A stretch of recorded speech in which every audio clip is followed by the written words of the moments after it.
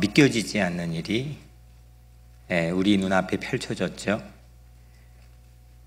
불과 얼마 전까지만 해도 서로 헐뜯고 내 책상에 핵단추가 있다, 서로 이렇게 얘기하며 상종조차도 하지 않았던 두 나라의 정상이 함께 친근하게 악수를 하고 또 어깨를 두드리고, 이런 일들을 전 세계 모든 미디어를 통해서 전 세계가 그 순간을 주목했습니다.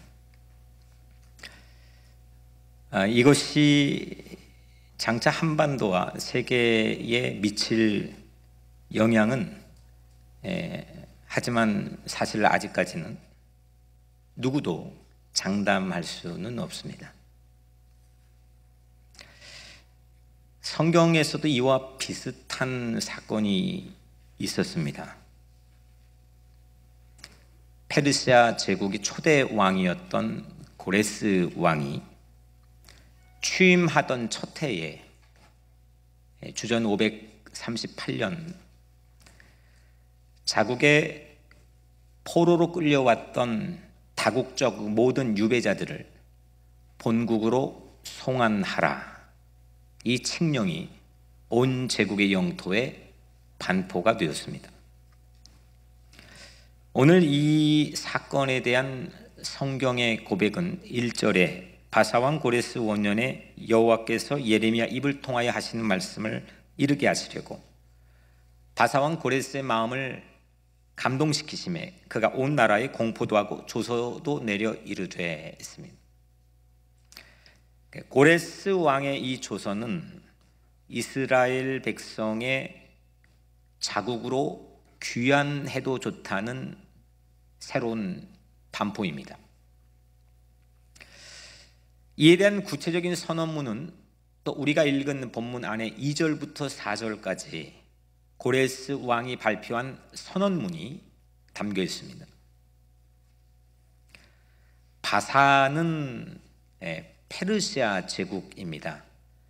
세계를 주름잡던 가장 초강대국의 제국의 흐름들이 맨 처음에 성경으로 보자면 세계 역사도 마찬가지지만 이집트, 아시리아, 바벨론, 그 다음 페르시아, 그 다음에 그리스, 그 다음에 로마 시대에 예수님이 태어나셨고, 이집트의 제국 때 모세가 출현했고, 그리고 이 바벨론과 페르시아 제국 사이에 포로로 끌려가고 돌아오는 이 어간에 성경에 담겨있는 대부분의 예언자들은 이때 활동했습니다. 그리고 이때 선포했고 이때 기록되었습니다. 지금 우리가 읽은 이 말씀의 어간의 시대적인 배경은 성경의 가장 많은 분량을 기록하게 한 매우 드라마틱하고 또 감동적인 이야기들이 이 시대에 담겨 있는 겁니다.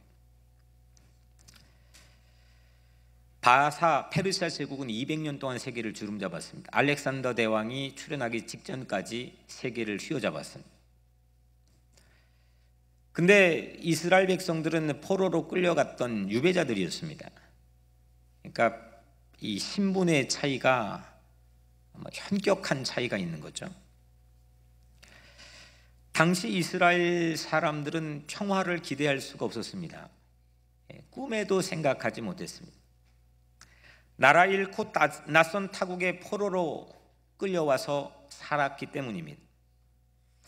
새로운 제국이 일어나 다스린다고 한들 무슨 뾰족한 대안이 있을까? 사람들의 마음에 모두 다 절망의 상식이 되어 있는 시대였습니다. 그렇게 70년 세월을 포로로 보냈습니다. 우리 조국이 분단 70년 세월을 보낸 그 기간과 매우 흡사하고 맞먹는 시간들입니다. 그런데 이런 이스라엘에게 상상조차도 하지 못했던 소식이 날아왔습니다. 고레스 왕의 포로 귀환 발표입니다. 사실 이것은 신앙까지 필요가 없습니다. 여러분들이 이거를 뭐 믿고 뭐 그렇게 필요가 없습니다. 이건 교회에서 뭐 굳이 이야기하지 않아도 학습으로 학교에서 배울 역사이기 때문입니다.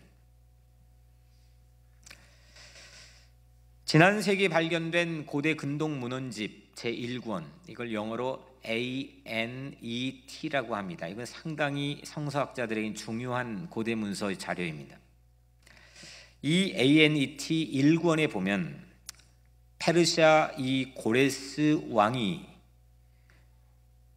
오늘 발표한 이 사건에 대한 인장 내용을 고고학적 자료가 그대로 담고 있습니다. 제가 오늘 여러분들에게 그 고고학적 그 원문을 한국말로 잠깐 소개를 해드리면, 마르둑, 그는 의로운 통치자를 찾으려고 열방을 주시하여 조사했다. 나 고레스는 세계의 왕이다.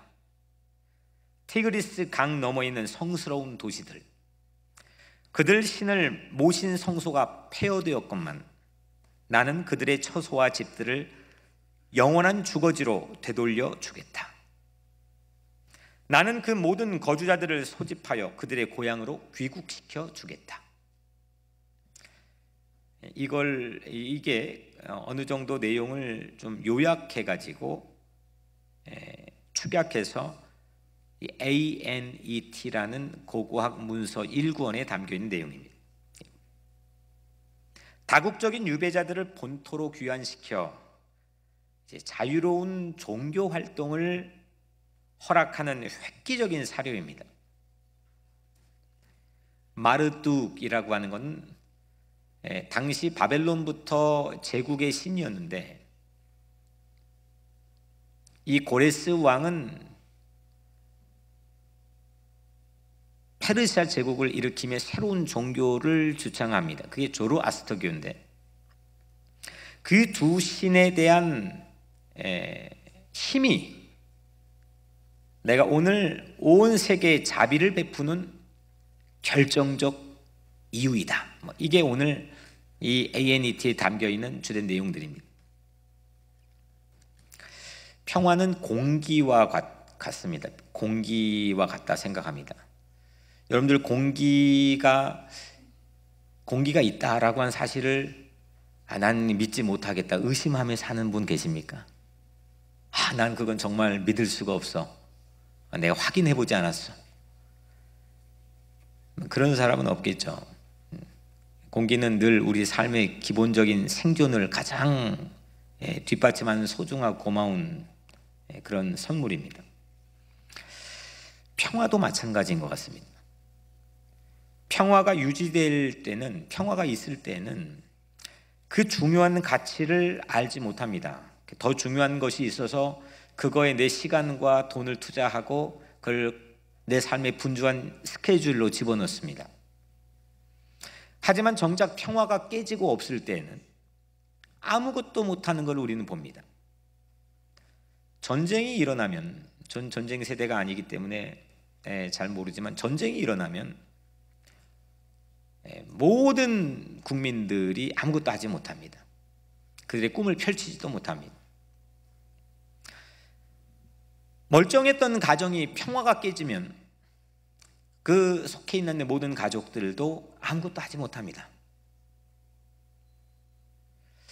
교회가 화목이 깨지면, 평화가 깨지면 예배건 헌신이건 선교건 아무리 중요한 아젠다와 프로젝트가 있어도 평화가 깨지면 아무것도 못합니다.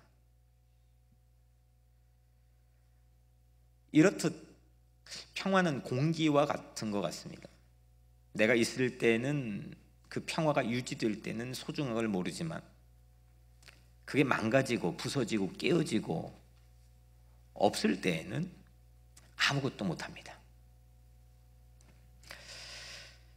이스라엘에게 평화가 온 것, 정말 상상치도 못했던 이 놀라운 소식이 찾아왔던 것, 이건 고대 근동 문헌집에 나온 마르둑이라고 하는 제국의 신 때문이라는 게 ANET의 고백이라고 말씀드렸습니다. 그런데 정말 놀라운 것은 오늘 여러분들이 읽은 이 성경은 이 이스라엘 백성에게 찾아온 이 평화가 하나님 명령이라고 고레스 왕이 말했다는 겁니다. 2절에 바사왕 고레스는 말하노니 하늘의 하나님 여호와께서 세상 모든 나라를 내게 주셨고 나에게 명령하사 유다 예루살렘의 성전을 건축하라 하셨나니, 하늘의 하나님 여호와께서 나에게, 고레스에게 명령하사 했습니다. 고레스 왕에게 평화는 하나님의 명령이었습니다. 이스라엘과 전혀 상관없는 제국의 왕이 한 말입니다. ANET에서는 마르뚝이라고 하는 신이 이 고레스 왕에게 시켜가지고 이 모든 세상을 향한 본국 유배자들의 송환을 결정했다라고 하는 발표문의 내용인데, 동일한 사건을 성경은 하나님이 명령했기 때문에 고레스 왕이 움직였다는 겁니다.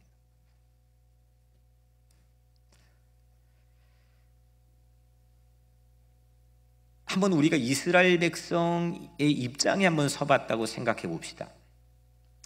내 삶을 늘 방해하고 누르고 억압하고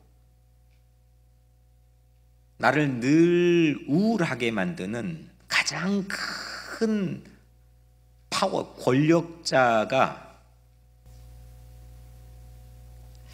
나와 관련 어떤 관계가 있을까? 이거는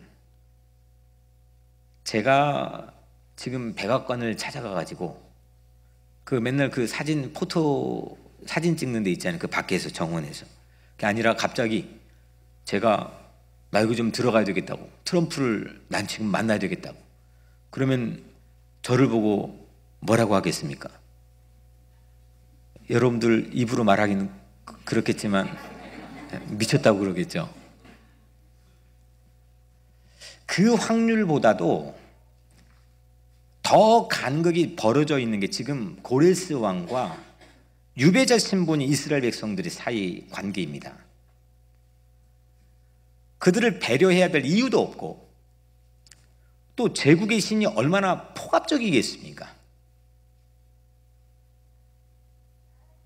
그 왕이 어떤 심산으로 무슨 생각으로 움직여가지고 이스라엘 백성들을 포함한 다국적 유배자들에게 이런 명령을 한 것의 배후는 이스라엘 백성 입장에 생각을 할 수가 없습니다.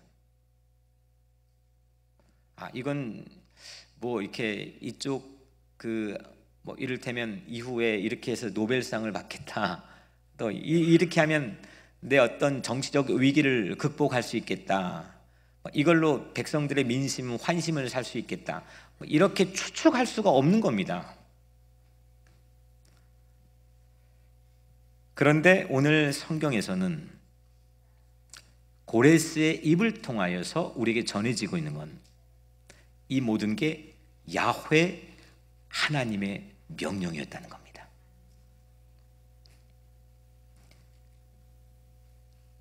그렇게 이스라엘 백성의 평화는 시작되었습니다. 오늘 말씀의 제목이 평화는 하나님의 명령입니다 인데, 조국의 평화도, 우리 조국의 평화도 하나님의 명령인 줄로 믿습니다. 여러분의 삶의 가정의 평화도 하나님의 명령인 줄로 믿습니다. 평화는 하나님의 명령입니다.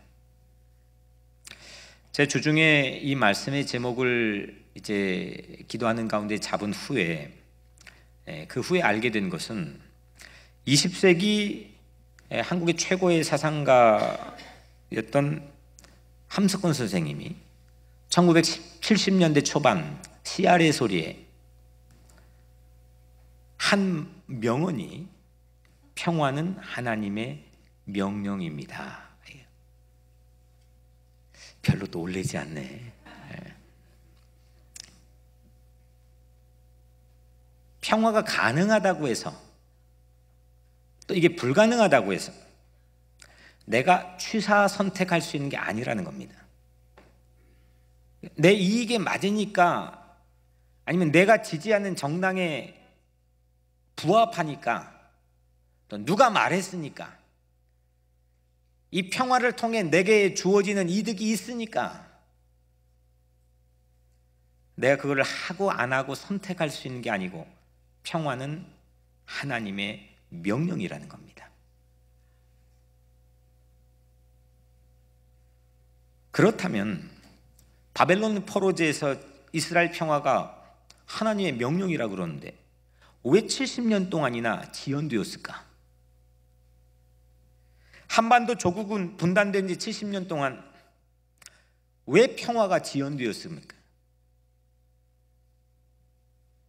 평화가 하나님의 명령이라고 믿고 있는 기독교인들은 신문 사설을 들추어 보는 것보다 먼저 그 북미 정상회담을 바라보면서 이 질문을 가져야 됩니다. 왜 하나님은 70년 동안이나 그 포로제에서 유배자들에게 하나님의 명령인 평화를 지연시켰습니까? 왜 우리 조국에는, 왜 내 가정에는, 왜 내 마음에는, 내 삶에는 이 평화가 지연되고 있는 겁니까? 국경선 평화학교, 우리 교회의 제1선교지인 비무장지대에 살면서 국경선 평화학교를 개교하고 거기에 대표 교정을 맡고 있는 정지성 목사님이 얼마 전 한국 유력신문에 쓴 글을 제가 지난주에 읽었습니다. 그 내용에 담겨있는 풍경은 남북 정상회담 판문점 선언 이후에 본인이 지금 최북단에 살고 있는데, 바로 뭐 이북이 다 보이는, 살고 있는데 그 철원의 변화된 풍경에 대한 글입니다. 한 4가지 정도를 담았는데, 첫 번째는 군사훈련의 소리가 확연하게 줄어들었다는 겁니다. 저도 이제 거기에 여름마다 가지만은, 우리 아이들 데리고 가지만은, 밤에 눈을 감으면은 대북 방송, 대남 방송의 확성기 큰 소리가 잠을 못 잘 정도로 들립니다. 매일 탱크가 움직이는 소리가 들립니다. 낮에도 트랙터와 이 군용 트럭들이 거의 같이 다니는 게 일상입니다. 그런 이 긴장감이 있는 최전방의 풍경들이 아주 확연하게 눈에 띌 정도로 줄어들었다는 겁니다. 그리고 제 눈을 사로잡았던 또 하나의 포인트는 그 남북 정상회담 이후에 변화된 최북단 마을의 변화된 풍경 하나는 부동산 가격의 폭등입니다. 저보고도 한번 그 최북단에 기도하는 자리가 없기 때문에 거기에 땅을 구입해서 기도하는 평화센터를 만들면 하나님의 영적 군사들이 가서 기도할 수 있게, 통일의 물꼬는 그렇게 열자, 그렇게 제안을 했는데 제 돈이 없어서 그게 지금 10배가량이 뛰었다는 거예요. 불과 한두 달 사이에. 남북 정상회담 이후에 철원 마을의 부동산에 매물로 나왔던 땅이 전부 다 들어갔다고 합니다. 땅값이 더 올라갈 거라고 하는 기대감 때문에 그를 모르는 할머니들도 땅은 나중에, 외지에서 땅 보러 오는 타지 사람들이 아주 분주하게 다닌답니다. 저는 이 글을 보면서 뭔가 좀 다르게 보였습니다. 평화 특수를 틈타서 인간은 부동산 욕심을 내는구나. 남북 평화가 열리면 가장 호기심을 갖는 세 가지 그룹이 있다고 합니다. 첫 번째, 누굴 것 같아요? 기업가. 두 번째, 교회 목사들. 세 번째, 관광업자들.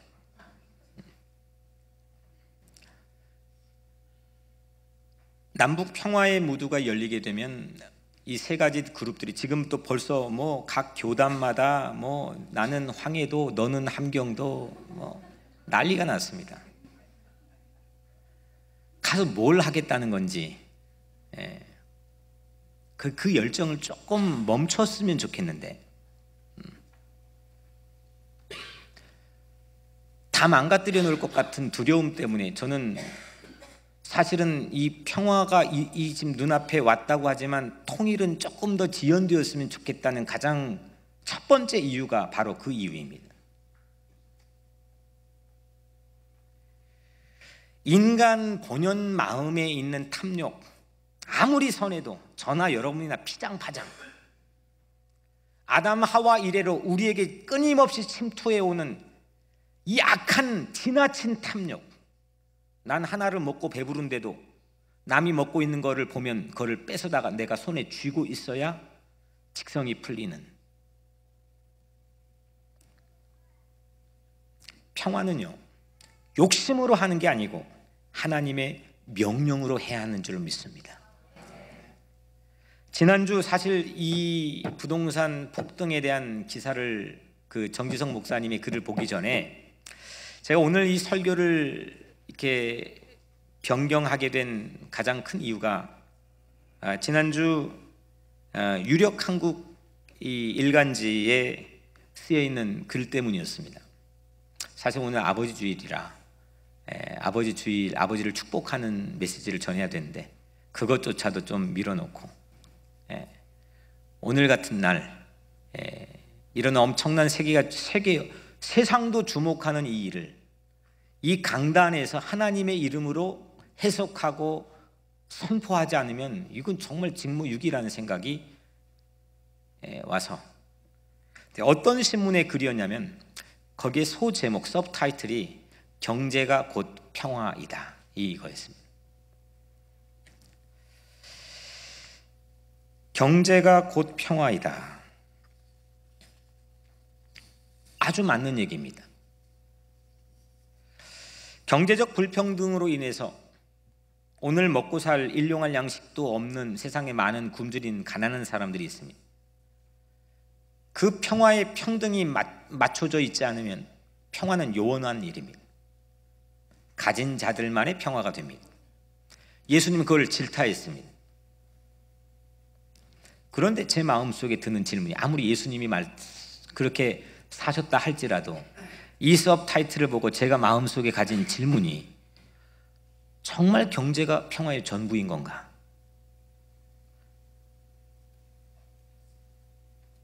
제가 좀 돈이 많아 이렇게 있었으면 뭐 그런 질문을 안 가졌을지도 모르겠는데 제가 돈이 별로 없어가지고 그런 질문이 자연스럽게, 경제가 진짜 평화인가?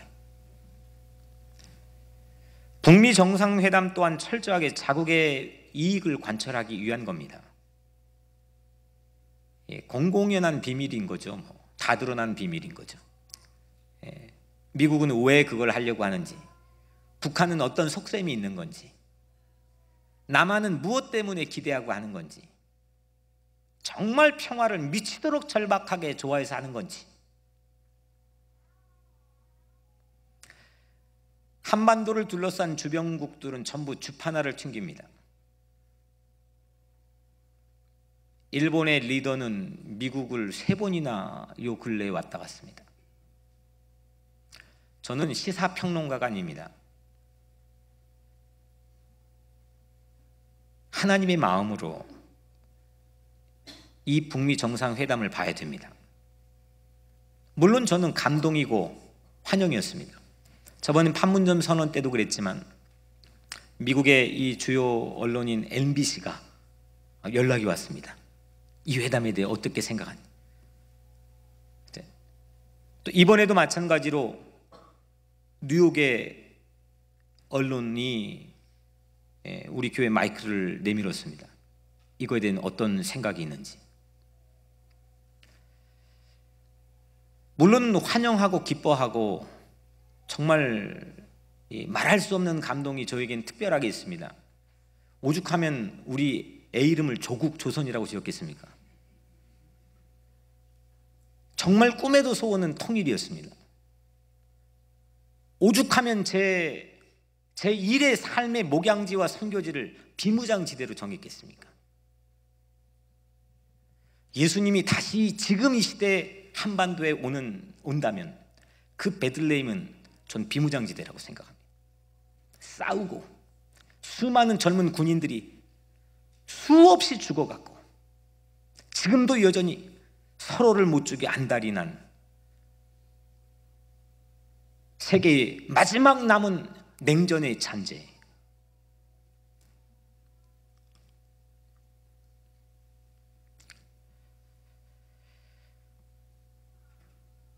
해마다 우리 아이들을 데리고 거기를 걷습니다. 기도하고 걷고 기도하고 걷고.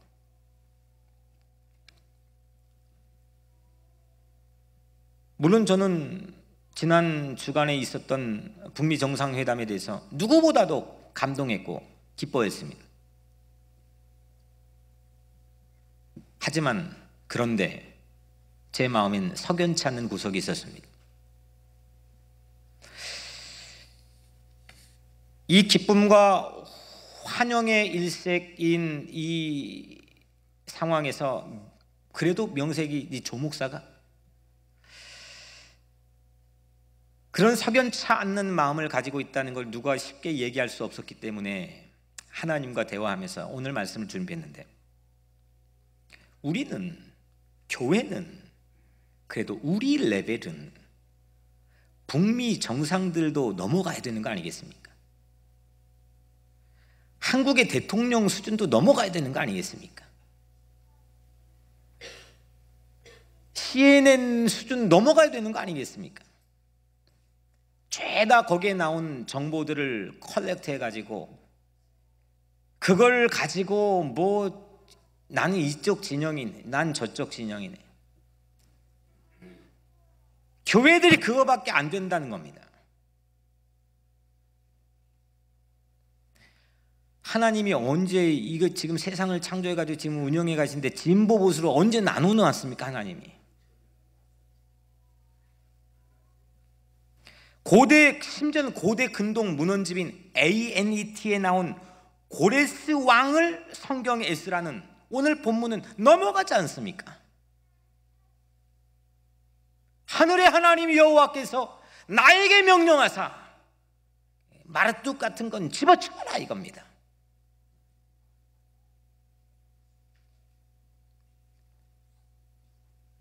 그래서 제 마음속에 주신 감동이 평화는 하나님의 명령이라는 겁니다.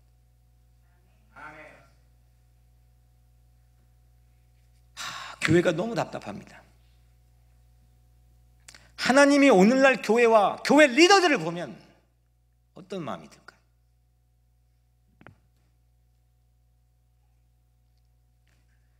출애굽 직후에 홍해바다까지 마른 땅으로 건넜던 그 직후의 이스라엘 모습은 어떠했습니까? 출애굽기 16장 3절에 보면 우리가 애굽 땅에서 고기 가마 곁에 앉아있던 때와 떡을 배불리 먹던 때 여호와의 손에 죽었더라면 좋았을 것을 너희가 이 광야로 우리를 인도해내어 이 온 회중이 줄여죽게 하는도다. 이거 누가 말했죠? 이스라엘 백성이 누구에게 말했어요? 모세에게 말했는데 이게 사람이라니까요. 이건 이 사람들만 그런 게 아니라 우리도, 저도 여러분 똑같다는 거예요. 정치적, 지리적, 사회적 평화만으로는 인간이 결코 만족하지 못합니다. 세계 제2차 대전이 끝났다고 세계가 완전히 평화로워졌습니까? 유엔이 만들어졌다고 세계 모든 갈등이 해결됐습니까? 세계 정치적인 히어로가 나와가지고 세계 평화가 정착됐습니까? 왜 함정의 그물에 아직도 교회가 빠져 있어야 됩니까?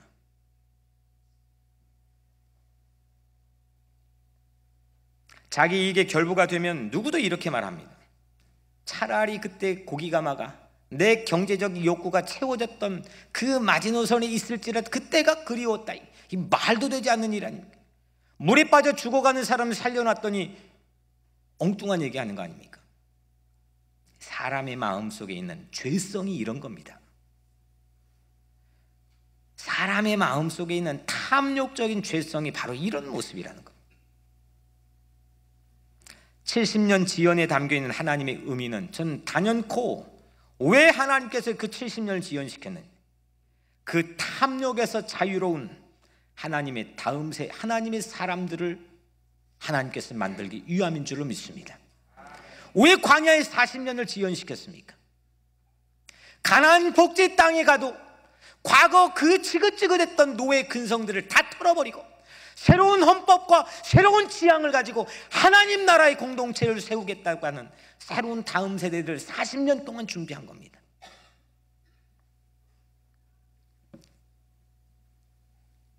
(70년은) 우리 눈에서 탐욕의 비늘을 벗겨내는 시간입니다. 쉽게 벗겨지지 않습니다. 내가 마음 좀 결단했다고 벗겨지지 않습니다. 기도 조금 했다고 벗겨지지 않습니다. 내가 벗길 수 있는 게 아닙니다. 하나님만 벗겨주신 줄 믿습니다.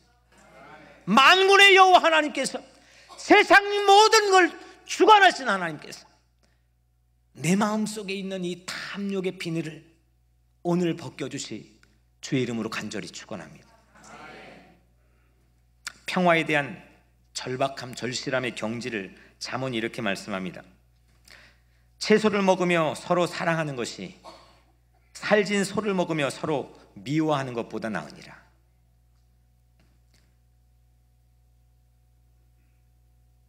괜찮게 화목하게 살 때는 몰랐는데 차라리 내가 임금 수라상을 받지 않고 가난한 떡 한 조각 먹을지라도 화목하지 않고서는 견딜 수 없겠다고 하는 이 평화에 대한 절박함이, 그 깨달음이 있지 않고서는 새 70년은 절대로 중지되지 않는다는 겁니다.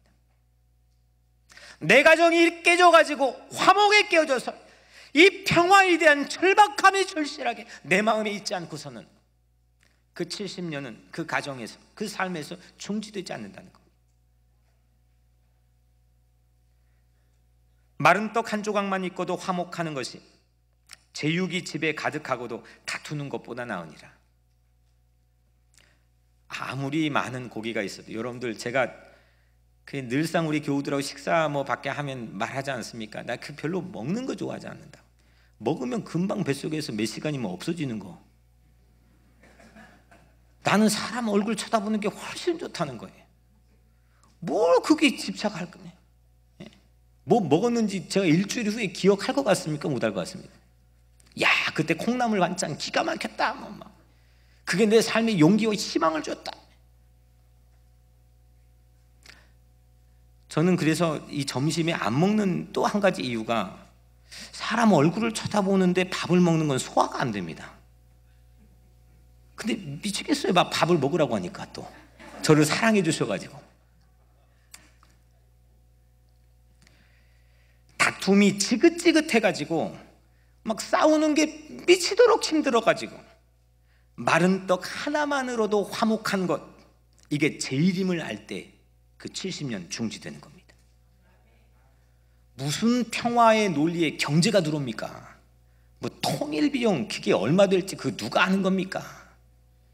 작년에 독일 통일을 배우기 위해서 국제 청소년 평화순례 가서 이쪽 저쪽 갔는데 그 통일 비용이 다 다른 겁니다. 평화를 화목하자는데 그 비용이 무슨 비용이 필요한 겁니까? 아직 배가 덜 고픈 겁니다. 화목의 가치를 진짜 모르는 겁니다. 어린 자녀들이 부모가 싸우면서 그거 보는데 정말 막 심장이 조여오고 여기 뛰쳐나가고 싶고, 이 화목과 평화에 대한 절박함의 그 가치를 모르지 않고선 70년 절대 중지되지 않습니다. 이게 북미 정상회담을 바라보면서 한 성직자인 제게 주신 하나님의 감동이고 채찍이었습니다. 배불렀구나 너희들. 내 눈에서 하나님보다 더 앞서는, 하나님보다 더 앞서버리는 모든 탐욕의 비늘이 벗겨져야 됩니다. 사울이 다메섹으로 가는 도중, 그때 그래서 다메섹 도상이라고 부릅니다. 길 위에. 그 다메섹으로 가는 그 도중은 평화의 소중을 깨닫지 못하는 그냥 열정으로만 가득했던 그 시간입니다. 그때 어땠습니까? 주이시 이민 2세로서 최고의 유대인들이 자랑했던 사람 사울, 그 사람은 그 열정으로 가득해서 다메섹 도상으로 예수 믿는 사람 잡아 죽이려고 가는 겁니다. 근데 그 똑똑한 엘리트 주변엔 늘 아파하는 사람들이 있었습니다. 관계가 파괴되고 피곤해하고 갈등이 일어나고. 그런데 여러분들, 주님은 사울아 사울아 그렇게 다메섹 도상에 부르시면 사울의 눈에서 그 탐욕의 비늘을 벗겨 바울이 되게 하지 않았습니까? 그 다음부터는 이 바울 주변에 심지어는 이방인 외국인들도, 유대인 안에서의 계파도 모두 다 화목한 겁니다. 세계에 선교를 하게 되었습니다.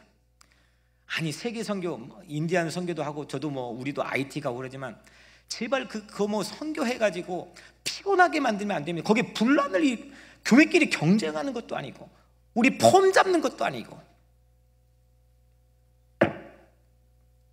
탐욕의 비늘을 벗겨야 됩니다. 열정이 우리를 밥 먹여주는 게 아닙니다. 하나님의 명령이라고 생각하고 믿을 때 거기에 아름다운 열매를 맺을 수가 있습니다. 그래서 평화는 내 욕심이 아니라 하나님의 명령으로만 할 수 있어야 됩니다. 이거는 트럼프가 말 못하고, 이거는 CNN 앵커가 말 못하는 거 오늘 제가 말하는 거니까 괜찮죠? 우리 하나님이 이렇게 멋있는 분이시. 교회도 욕심을 내려놓아야 됩니다. 교회가 왜 돈이 필요합니까? 물론 필요한 것도 있겠지만 교회가 너무 부자가 되었습니다. 아니요, 교회가 부자가 될 이유가 뭡니까? 오늘날 교회는 욕심을 내려놓아야 됩니다. 평화의 특수를 틈타가지고 나는 함경도 너는 평안도, 이건 이전에 제국주의자들이 침탈할 때 사용했던 방법들입니다. 평화를 깨치는 모든 내 열정조차도 내려놓아야 됩니다. 자식을 위한다고 열정을 부리지만 그 자식에게 독이 될 때가 얼마나 많습니까? 그냥 목회를 한다고 열정을 부리고 기도하지만 그 기도가 오히려 해악을 끼친 역사적 사례들이 얼마나 많이 있었습니까? 지금은 평화의 안약을 우리 눈에다가 넣어야 됩니다. 똑바로 봐야 됩니다. 하나님 입장에서 봐야 됩니다. 하나님의 말씀 위에서 봐야 됩니다. 하나님의 마음으로 봐야 됩니다. 각자의 삶에 지연되는 평화가 있습니까? 바로 그때가 여러분들이 내려놓을 때입니다. 우리가 참 회개해야 될 때입니다. 북미 정상회담을 바라보면서 우리 민족이 회개해야 될 때다. 우리 교회가 회개해야 될 때다. 하나님께서 배를 눌러주시는구나.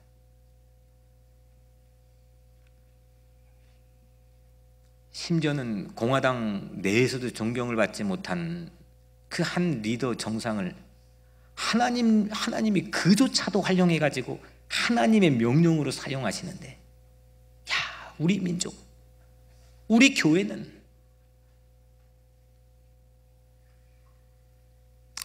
마지막 세 번째로, 이렇게 내 눈에서 죄성의 비늘이 벗겨낸 후에 어떤 평화를 위해 써야 됩니까?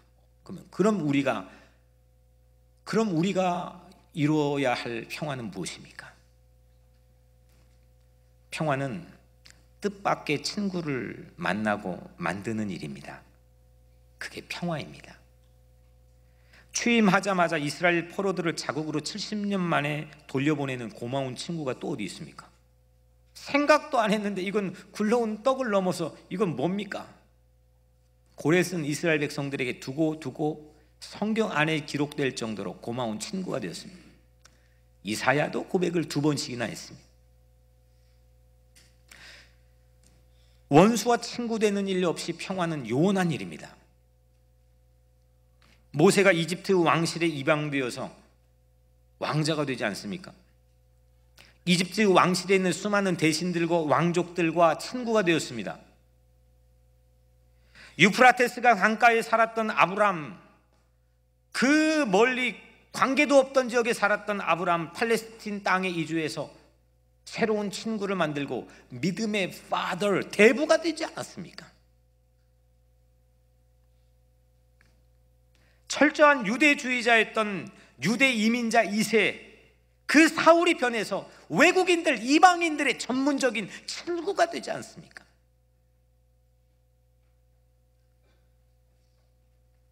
아니, 교회가 김정은조차도 친구로 만들 자신감 없다면 교회 명패 내려놔야죠.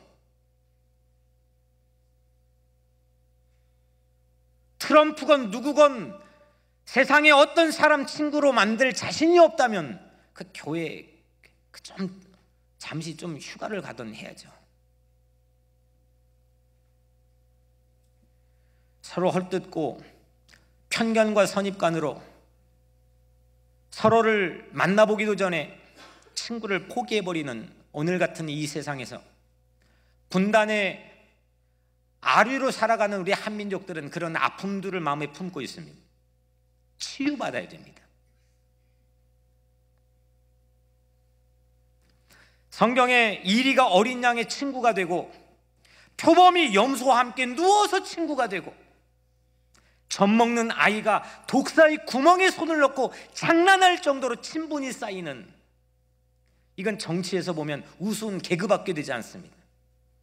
그런데 우리는 그걸 넘어서는 겁니다. 성경에서는 이 상상이 현실이 되고 있습니다. 마틴 루터 킹 목사님은 조지아의 붉은 언덕을 보라, 거기에 흑인과 백인의 소년 소녀들이 손을 잡고 뛰어노는 꿈을 워싱턴 DC에서 선포하지 않았습니까? 평화는 협상이 아니라 자기의 경제적, 정치적 이윤 추구를 통해서 얻어지는 협상이 아니라 하나님의 명령이기 때문입니다. 평화는 관계를 회복하는 겁니다. 이익관계가 아니라 하나님의 명령에 의해 손을 잡게 되는 친구 관계입니다. 여러분이 이런 뜻밖의 친구를 만드는 꿈을 여전히 가지고 있습니까? 기대하고 있습니까? 오늘날 우리 교회는 그런 기대를 가지고 있습니까? 내 이익과 상관없이, 내 진영과 내 익숙한 생각과 상관없이 하나님의 명령으로 갈라졌던 친구와 손을 잡는 꿈을 우리는 간직하고 있습니까? 이 꿈을 간직하면 나이가 70, 80이어도 젊은인 거고, 이 꿈이 없다면 나이가 20이어도 노인인 겁니다. 이것이 바로 땅끝까지 전도하는 것이고 선교하는 겁니다. 하나님은 어떤 평화를 고레스 왕에게 명령했습니까? 나에게 명령하사 유다 예루살렘의 성전을 건축하라. 그 명령을 2절에서 받고 고레스는 하나님의 명령대로 수행합니다. 3절에 너희 중에 그의 백성 된 자는 다 유다 예루살렘으로 올라가서 이스라엘 하나님이 여호와의 성전을 건축하라. 그는 예루살렘에 계신 하나님이시니라. 성전은 특구지역입니다. 워싱턴 DC가 미국의 특구지역인 것처럼 성전은 특구지역입니다. 포로 생활에 지치고 출구가 보이지 않고 외롭고 친구가 없는 사람조차도 성전 하나님의 사랑을 받는 피난처입니다. 그가 어떤 자동차를 타고 있든, 어떤 옷을 입고 있든, 어떤 학벌을 가지고, 어떤 세상의 직위를 가지고 있든 상관없이 모든 사람은 그 특구지역에서 차별 없이 평등하게 하나님의 사랑을 받는 자녀인 줄로 믿습니다. 이런 곳이 세상에 어디 있습니까? 아니, 이런 곳이 세상에 어디 있습니까? 아니, 식당에 가도, 아니, 메뉴도 저를 차별하더라고요. 돈 있는 사람과 저의 밥상이 다르잖아요. 세상에 차별 없는 곳이 어디 있습니까? 괜히 폼은 잡지만 차별 없는 곳이 어디 있습니까?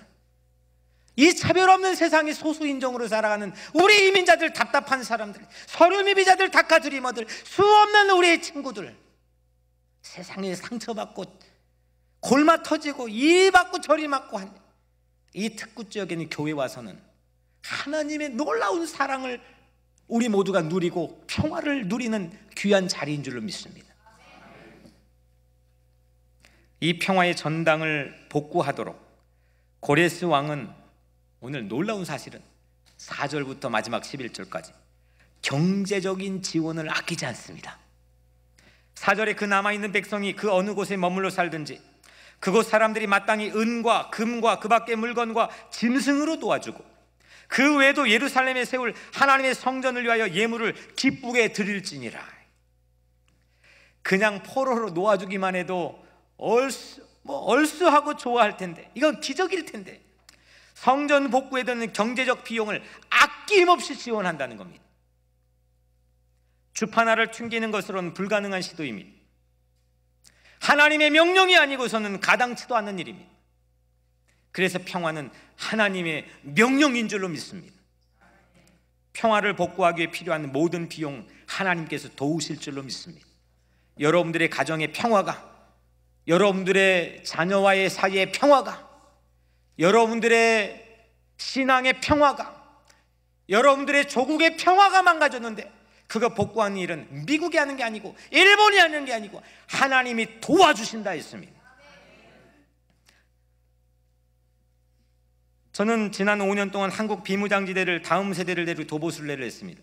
이게 5년 되니까 이제 좀 쪼까 유명해져 가지고, 죄송합니다, 사투리 있어가지고 조금 유명해져 가지고 한국 정부에서 도와주겠다는 겁니다. 버젯에서 도와주겠다는 겁니다. 이런 자의 no. 돈으로 하는 게 아닙니다. 마음으로 하는 겁니다. 믿음으로 하는 겁니다.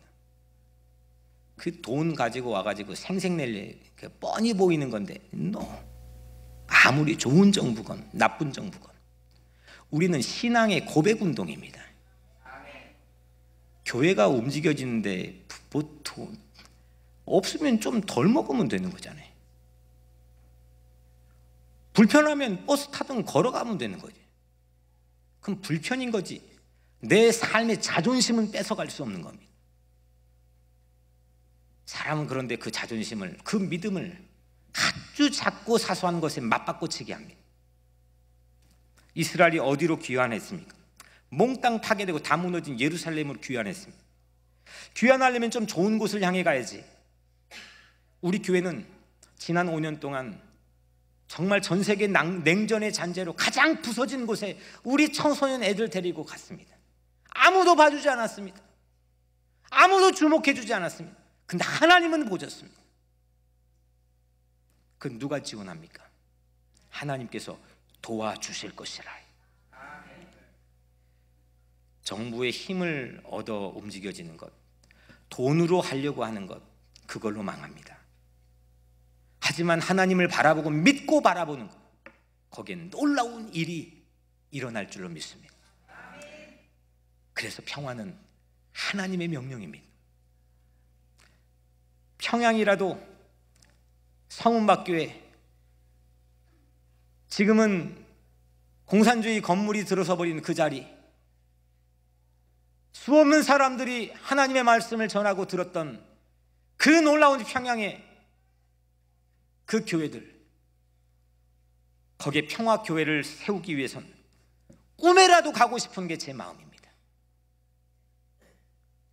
평화의 동역자인 여러분,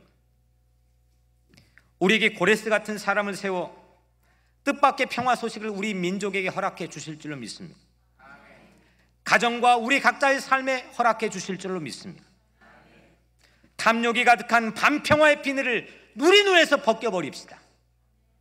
나는 고상한 척하지만 내 마음에 있었던 이 반평화의 모든 탐욕의 비늘을 벗어버립시다. 평화는 하나님의 명령입니다. 우리 민족의 눈에 낀 비늘을 벗어버리고 새로운 평화의 친구를 맞이할 준비를 합시다. 하나님의 명령이기 때문입니다. 부족한 것을 아시는 하나님이 우리가 그 평화에 대한 절박함을 가지고 일하려 할 때 우리의 부족한 모든 것들을 채워주시고 경제적으로 지원해 주시고 하나님께서 보상해 주실 줄로 믿습니다. 이 놀라운 축복이 오늘 여러분들 모든 가정과 모든 삶과 사랑하는 내 조국 위에 임하게 될 줄로 믿습니다. 기도하겠습니다. 은혜로우신 아버지 하나님, 우리는 그런 척했습니다. 평화 세력인 척했습니다. 하지만 오늘 주님께서 사울의 눈에 있던 비늘을 벗겨주신 것처럼 우리 열정에 가려져 반평화적이고 탐욕적이었던 우리의 눈에 비늘을 벗겨주시기를 원합니다. 평화가 하나님의 명령이라고 하는 절대 양보할 수 없는 이 귀한 진리를 우리 마음에 품고 가정으로 돌아가게 하시고 일터로 돌아가게 하시고 교회를 섬기게 하시며 조국을 위하여 가슴을 치며 기도하게 하여 주옵소서. 예수 그리스도 이름으로 간절히 기도드리옵나이다. 아멘.